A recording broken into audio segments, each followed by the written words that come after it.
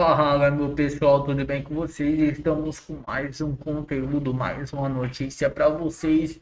E hoje estamos aqui com o canal da Revista Oeste, todos os créditos ao canal deles, que está na descrição e no comentário fixado. Se você quer apoiar nosso canal, deixe seu like, se inscreva no canal, ative o sininho de notificações e se você conseguir dar o hype aí, vai ajudar demais, porque os vídeos da direita eles estão sendo barrados aí pelo YouTube e as mãozinhas de Moraes aí manipulando as eleições de novo.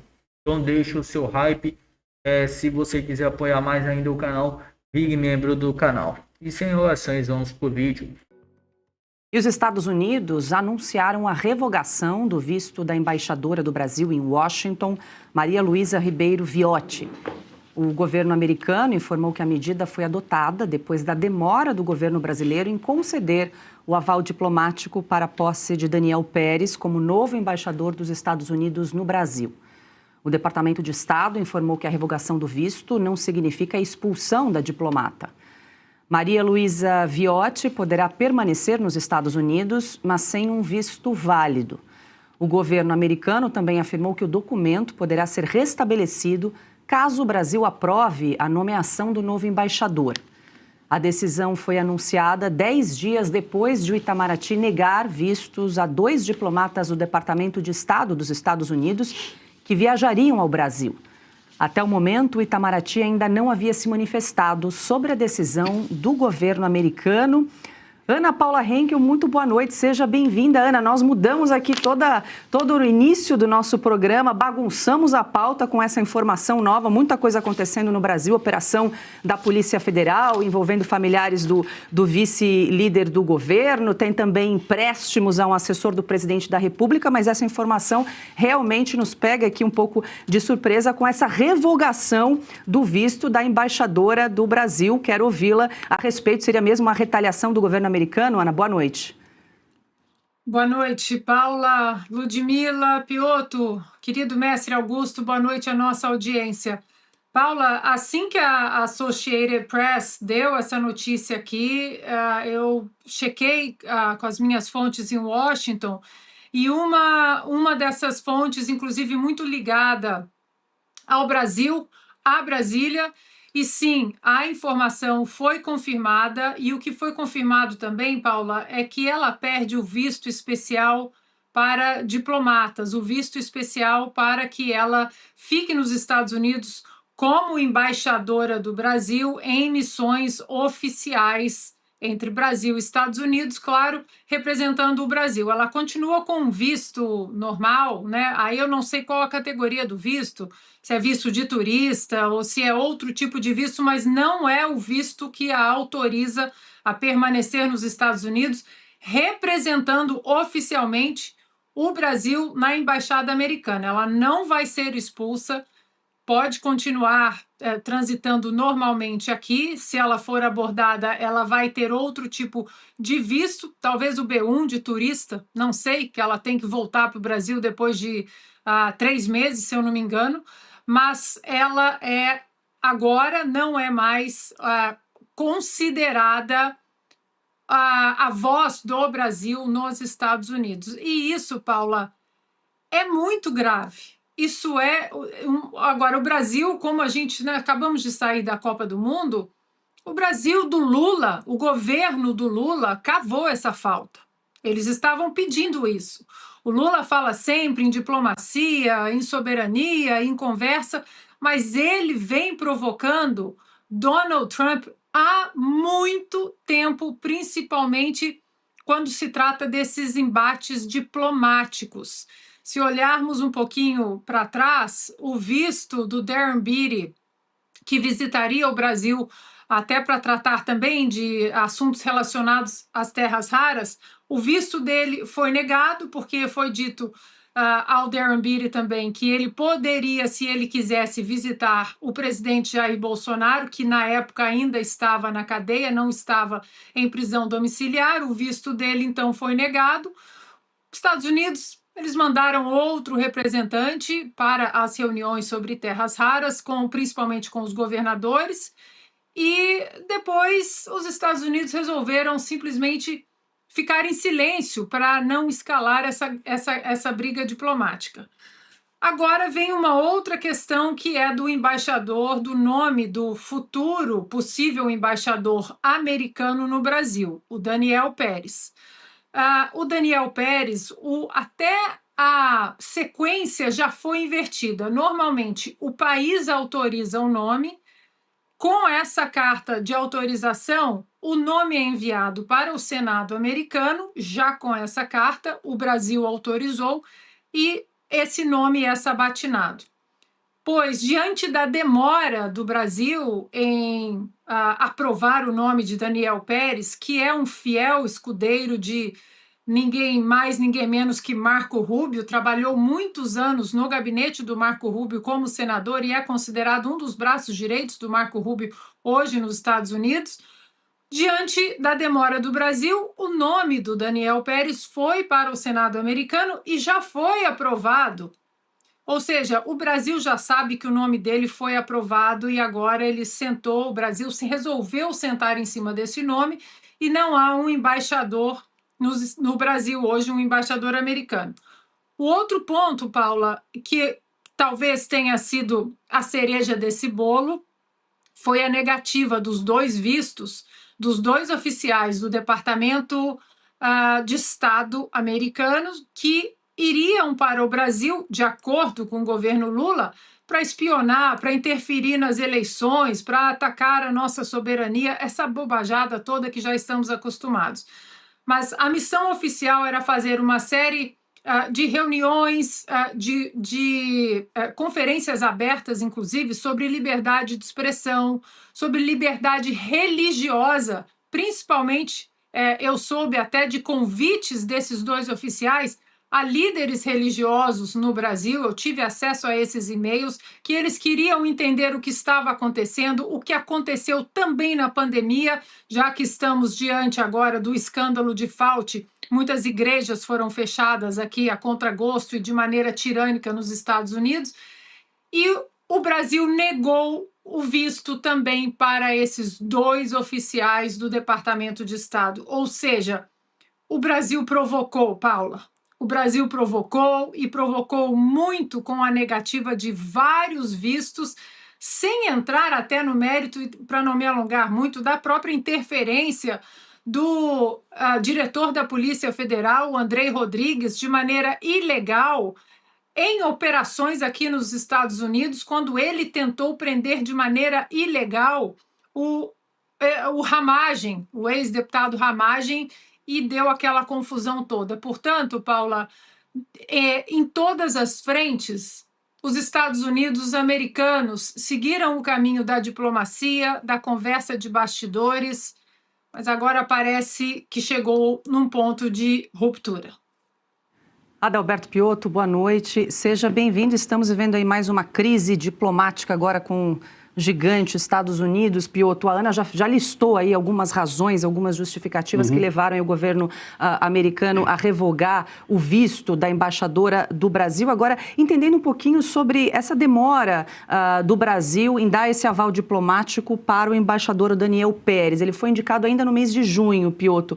E o que o governo americano alega, que as autoridades brasileiras dizem que só vão decidir isso depois das eleições em relação ao nome do Daniel Pérez para o embaixador dos Estados Unidos no Brasil. Essa também é uma questão aí, pelo visto, central para resultar nessa revogação do visto da embaixadora, da Maria Luísa Viotti. Boa noite. Boa noite, Paula. Boa noite, Augusto, Ludmila, Ana, todos que nos acompanham.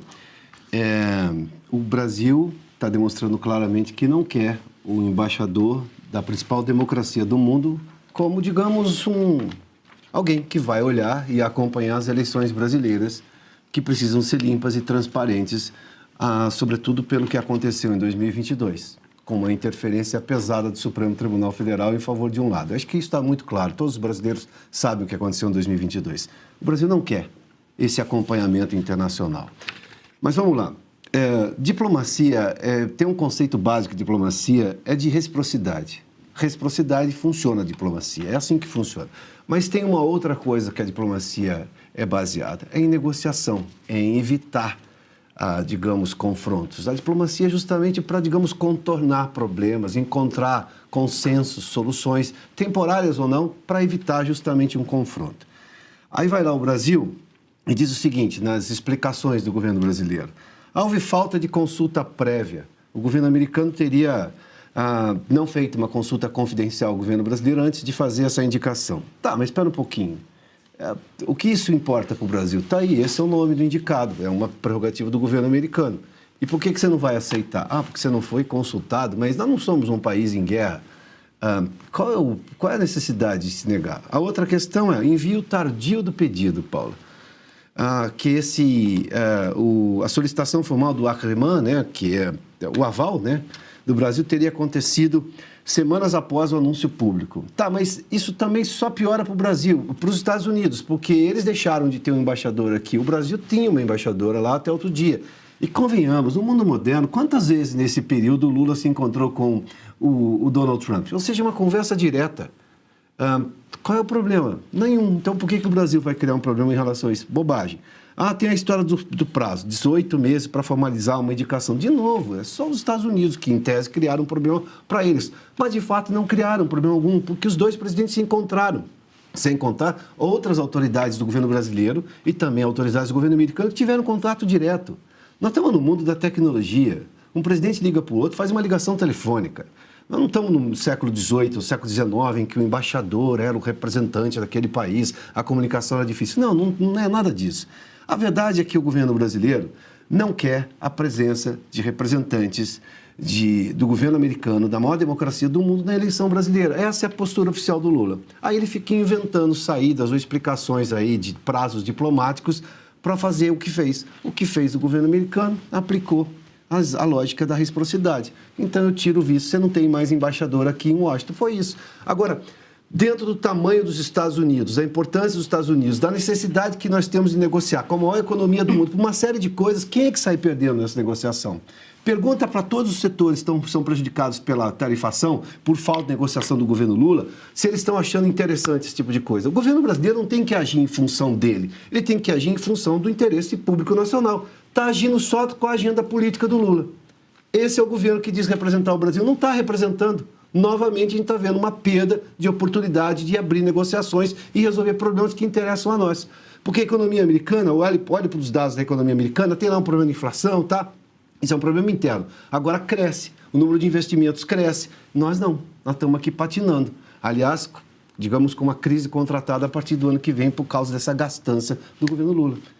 A quem interessa isso? Só o Lula para tentar criar uma narrativa eleitoral, nada além. Ludmila Lins Grilo, muito boa noite. Enquanto Piotr e Ana falavam, a gente está aqui pesquisando, porque é notícia que acaba de chegar, mas parece que essa é uma situação que não tem precedente na história, na relação diplomática entre Brasil e os Estados Unidos, e mais de 200 anos aí de relações entre os dois países. Nunca um embaixador brasileiro em Washington teve o visto negado, como ocorreu agora com a Maria Luísa Viotti. Quem poderá nos ajudar para resolver esse engodo, né? Já que o Piotr trouxe bem a palavra reciprocidade, que não tem funcionado muito bem entre os dois países. Boa noite. Boa noite, Paula. Boa noite, Ana. Boa noite, Augusto, Piotr e toda a audiência da Oeste Sem Filtro. Bom, Paula, me parece que os Estados Unidos cansaram de apanhar calados. Eles estavam só apanhando do Lula, ouvindo o que não gostariam de ouvir, ouvindo chacotas do Lula, deboches, e agora resolveram, em vez de dar uma medida ali mais proporcional, resolveram aplicar um tiro de bazuca. Na minha opinião, você tirar o visto de uma embaixadora é algo absurdamente grave no contexto das relações diplomáticas. Então, eles cansaram e tomaram essa medida aí. Realmente, acho que o Brasil não esperava por isso. E me parece isso aí uma clássica técnica de negociação. Me parece que o governo dos Estados Unidos está querendo criar ali um leverage, uma alavancagem para justamente fazer com que o Lula aceite o embaixador Daniel Pérez. E ele, como o Piotr falou ainda há pouco, ele não está demonstrando nenhum interesse em aceitar esse embaixador. Me parece que é um sujeito conservador, é um rapaz novo, ele não tem nem 40 anos, Ele é filho de imigrantes cubanos, tem um histórico de conservadorismo, especialmente na Flórida, ele é advogado de formação, e o Lula não vai querer um embaixador com essas credenciais justamente no momento de eleições no Brasil. Então ele vai tentar ali, ele pode até aceitar no futuro, mas agora ele não quer aceitar porque talvez esse embaixador possa ver coisas que o Lula não gostaria que fossem vistas. Então agora criou-se essa alavancagem, o governo Trump falou, olha, tá sem visto, e agora? Vamos conversar? Então criou aí uma alavancagem na negociação e o Lula vai ter que decidir o que vai fazer, né? Se vai realmente aceitar ficar sem a embaixadora, porque como a Ana falou, a embaixadora ela não vai ser expulsa. Fala, meu pessoal, exclusivo em mais uma reviravolta em Pernambuco. No PL lança Lar Mendonça Filho ao Senado. Decisão bate o martelo sobre a vaga de parlamentar após acerto nos bastidores com Miguel Coelho, que desistiu da disputa e falar dobradinha com aliado no Agreste no Sertão. A conexão política pulou com exclusividade a informação que o deputado federal Mendonça Filho será o nome do PL ao Senado por Pernambuco de modo independente, mas em apoio ao governador Raquel Lira. A decisão foi fechada nas últimas horas e muda o planejamento eleitoral parlamentar que até então estava definido para concorrer à reeleição para a Câmara dos Deputados. Martelo da candidatura do Senado ocorreu em meio a uma nova movimentação na aliança governista. Miguel Coelho, ex-prefeito de Petrolina, desistiu de disputar uma das vagas na Câmara Alta e passa a apoiar Mendonça Filho com uma atuação prevista a Agreste no sertão pernambucanos para puxar votos ao concorrigionário. Segundo apurou Conexão Política, o candidato também conta com o apoio do Movimento Populares da Rua e de grupos conservadores organizados como Direita Pernambuco, que devem reforçar a mobilização de base durante a campanha. Oficialização pública, o candidato aconteceu nesta terça-feira, dia 4, durante a convenção estadual do PL, que definirá formalmente os nomes da legenda para o pleito de outubro. Até então, informamos permanecer os bastidores da articulação política em Pernambuco. Então esse foi o vídeo, pessoal. Muito obrigado a todos que estão assistindo até aqui. Se você aí gostou do nosso conteúdo, deixe seu like, se inscreva no canal, ative o sininho de notificações para vocês serem notificados. Não esqueçam de deixar o seu comentário, a sua opinião, que também ajuda demais os nossos vídeos a engajar e chegarem para mais pessoas. Se você tiver como deixar o hype aí, deixa o hype nesse vídeo para divulgar para várias pessoas, compartilha. E se você quer apoiar o nosso canal, vire membro aí, que eu vou estar postando vídeos exclusivamente para os membros do canal.